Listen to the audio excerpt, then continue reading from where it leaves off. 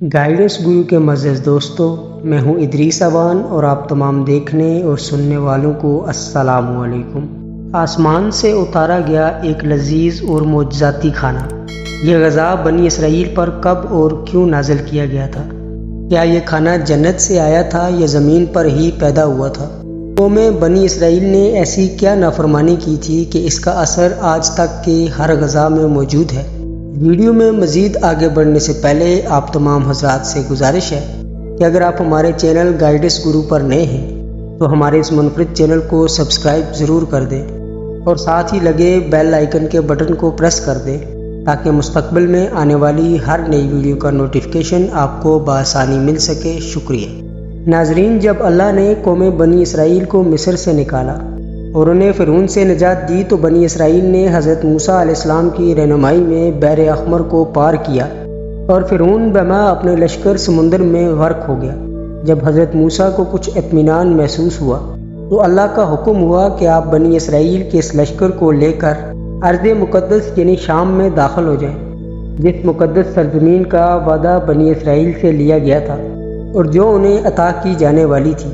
لیکن اس وقت ارض مقدس پر قوم عمالقہ کا قبضہ تھا، جو بدترین کفار ہونے کے ساتھ ساتھ طاقتور، جنگجو اور نہایت ہی ظالم لوگ تھے۔ حضرت موسیٰ علیہ السلام بنی اسرائیل کو اپنے ساتھ لے کر قوم عمالقہ سے جنگ کے لیے روانہ ہوئے، جن کی تعداد 6 لاکھ تھی۔ لیکن جب یہ لوگ ارض مقدس کے قریب پہنچے تو ان کے دلوں میں خوف طاری ہو گیا اور بزدلی پیدا ہوئی۔ انہوں نے حضرت موسیٰ علیہ السلام سے کہا کہ اس شہر میں جبارین ہیں جو بہت زبردست، طاقتور اور زور آور جنگجو ہیں، لہذا جب تک یہ لوگ اس شہر شام میں رہیں گے ہرگز وہاں داخل نہ ہوں گے۔ یہاں تک کہ انہوں نے حضرت موسیٰ علیہ السلام سے یہ کہہ دیا کہ اے موسیٰ، آپ اور آپ کا خدا جا کر زبردست قوم سے جنگ کریں، ہم تو یہی بیٹھے رہیں گے۔ اس سے حضرت موسیٰ علیہ السلام کو بہت صدمہ پہنچا، لہذا اللہ تبارک و تعالیٰ کی طرف سے انہیں یہ سزا ملی کہ جس وادی میں انہوں نے پڑاؤ ڈالا تھا وہاں 40 سالوں تک وہ در بدر بھٹکتے رہے مگر اس وادی سے باہر نہ نکل پائے۔ اس میدان کا نام میدان تیا تھا، جو 27 میل کے رقبے پر مشتمل تھا۔ ایک روایت کے مطابق بنی اسرائیل کے لوگ سامان اٹھا کر پورا دن چلنے کے بعد ایک جگہ پر پہنچتے اور جب صبح ہوتی تو وہ واپس پہلی جگہ پر موجود ہوتے جہاں سے وہ چلے تھے۔ لہذا اب قوم بنی اسرائیل اس میدان تیا میں پھنس چکے تھے اور ایک ہی ہفتے میں سب کا کھانے پینے کا سامان اور دیگر ضروری اشیاء ختم ہو گئی۔ ساری کی ساری قوم توبہ استغفار کرنے لگی اور معافیاں مانگنے لگی۔ اس میدان تیا میں ہونے والے سخت مشکلات اور امتحان کو دیکھ کر حضرت موسیٰ علیہ السلام کو اپنی قوم پر رحم آیا اور آپ علیہ السلام نے اللہ کے حضور بارگاہ الہی میں اپنی قوم کے لیے دعا کی۔ لہذا اللہ نے بنی اسرائیل کے لیے اس میدان میں بے شمار نعمتیں اور عطائیں نزول فرمائی۔ جب بنی اسرائیل کو پیاس کی شدت محسوس ہوئی تو حضرت موسیٰ علیہ السلام نے اللہ کے حکم سے اپنا عصا ایک چٹان پر مارا تو اس چٹان سے بنی اسرائیل کے 12 قبیلوں کے لیے 12 چشمے جاری ہو گئے۔ کیونکہ یہ وادی وسیع میدان پر پھیلی ہوئی تھی اور وہاں پر پانی کے لیے کوئی جگہ نہ تھی اور وہ دن کے سورج کی دھوپ اور تپش سے قوم بنی اسرائیل بدحال ہو جاتے تھے، لہذا دھوپ سے بچاؤ کے لیے ایک بہت بڑا سفید بادل سارا دن قوم بنی اسرائیل کے لوگوں کے لیے سایہ کرتا تھا۔ اس کے علاوہ رات میں میدان کے بیچوں بیچ ایک چمکدار ستون نازل ہوتا تھا جس کی روشنی میں وہ روزمرہ کے کام کاج میں جٹ جاتے۔ محترم ناظرین، اس کے علاوہ بھی اللہ نے ان پر بہت سی نعمتیں اور عنایتیں کی۔ انہی نعمتوں اور عنایتوں میں سے ایک نعمت من و سلوہ تھی۔ ناظرین، دراصل اللہ تبارک و تعالیٰ نے ان لوگوں کے کھانے کے لیے آسمان سے 2 قسم کی غذا اتاری تھی، ایک کا نام من اور دوسرے کا نام سلوہ تھا۔ من شہد جیسی میٹھی غذا تھی۔ انجیل کی کتاب خروج میں لکھا ہے کہ جب وہ شبنم سوکھ گئی تو انہوں نے دیکھا کہ میدان میں چھوٹی چھوٹی کوئی چیز پڑی ہے جیسا کہ پالے کے دانے ہوتے ہیں۔ بنی اسرائیل اسے دیکھ کر کہنے لگے، من یعنی یہ کیا ہے؟ اب موسیٰ علیہ السلام نے ان سے کہا کہ یہ وہی غذا ہے جو خداوند تعالیٰ نے تمہیں کھانے کے لیے دی ہے اور اس نے تم کو پہلے آزمائش میں ڈالا اور تجھے بھوکے رکھا، پھر وہ من جسے تم اور تیرے باپ دادا بھی نہ جانتے تھے تجھے کھلایا، تاکہ تجھ کو سکھائے کہ انسان صرف روٹی پر ہی زندہ نہیں رہتا۔ ناظرین، من دراصل ایک شبنم نما گوند تھا جس کا ذائقہ شہد جیسا تھا۔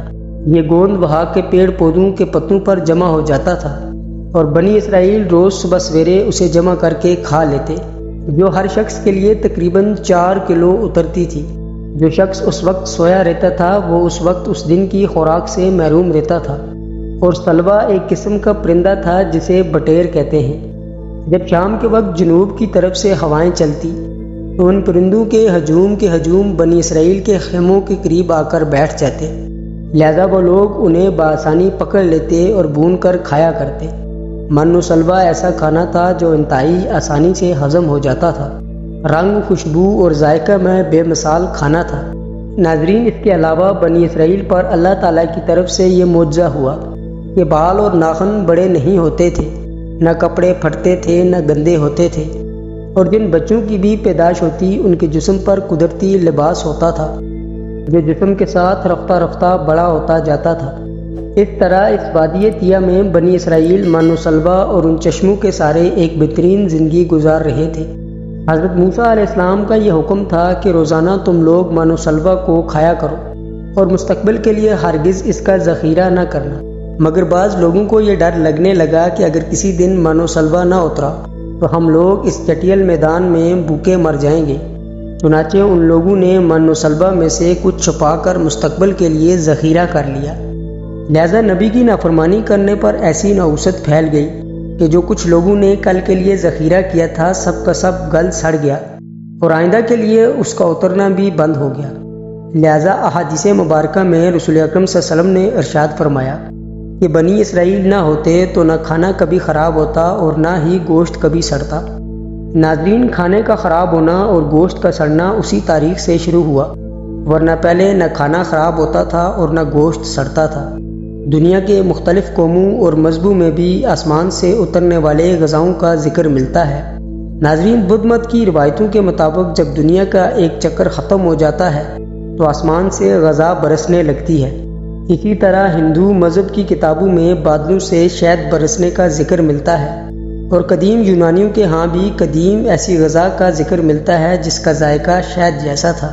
یہی شہد جب دریاؤں پر برستا تو ان کا رنگ دودھ کی طرح سفید ہو جاتا۔ ناظرین، اس ویڈیو میں آپ نے دیکھا کہ خدائے برحق نے بنی اسرائیل کی نجات کے لیے سمندر کو چیر کر راستہ پیدا کر دیا، وادی تیہ میں ان کے لیے بادل کا سایہ بھیجا، ان کے لیے پینے کی خاطر چٹیل اور بنجر میدان میں چشمے جاری کیے، اور کھانے کے لیے آسمان سے من و سلوا بھی نازل کیا۔ لیکن ان تمام نعمتوں، عنایتوں اور راحتوں کے ملنے کے باوجود قوم بنی اسرائیل کے لوگ سرکش ہو گئے اور انہوں نے اللہ کا توکل نہ کیا۔